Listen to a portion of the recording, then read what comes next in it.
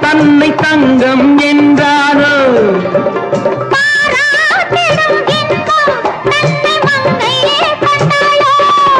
நினைத்தாலும் சுகம் தானே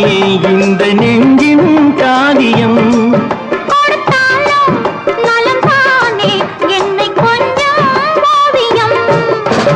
இதழா